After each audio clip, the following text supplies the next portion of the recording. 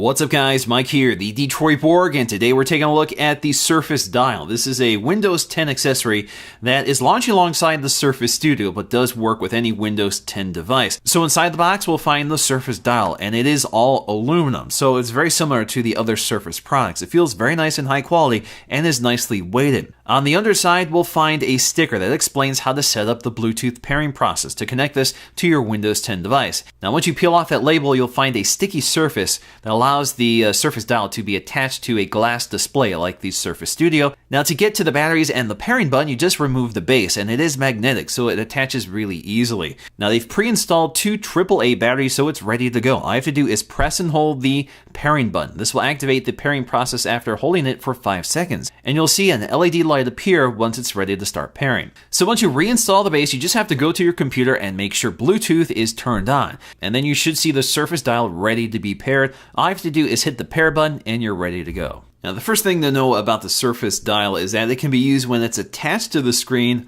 or off the screen on a solid surface like your desk. When off the screen, you do get on-screen interface controls, which you can reposition.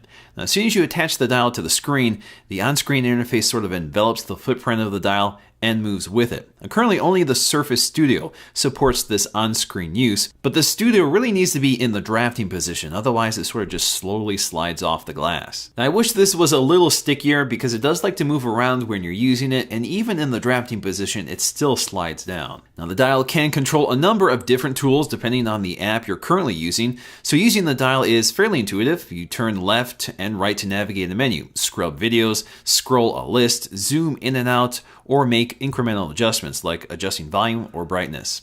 You can also click the knob to make selections, or long press to bring up the on-screen menu to select different tools to control with the left and right turn of the knob. Now these tools will change with the app currently on the screen. So if you're on the desktop, the knob essentially turns into a volume controller.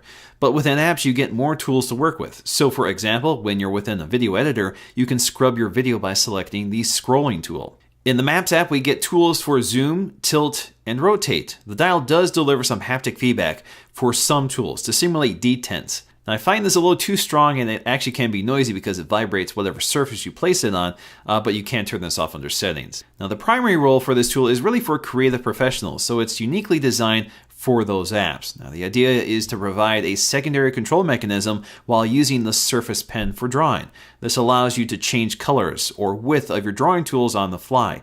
I can't really demonstrate this with the Sketch app, but it's something that's available in more sophisticated apps like Photoshop. Now, there is a settings panel for this. You'll find it under Devices, and it's under the Wheel settings. This allows you to assign or remove the default tools for the on-screen interface. The custom tool can also be configured here as well. This allows you to assign keyboard shortcuts for left, right, and click. Now, for the most part, this really is not an essential tool, and it really depends on what app you use most of all. So for example, if you're a creative professional, as I mentioned earlier, this provides a unique interface that you can't get in any other system. But for day-to-day use, this really has limited usefulness because, of course, if you have a touchscreen, you can perform most of these actions with more granular control than just a dial. Alrighty guys, hope you enjoyed this quick look at the Surface Dial. If you enjoyed this video, please give it a thumbs up to let me know, and I'll see you again in the next video.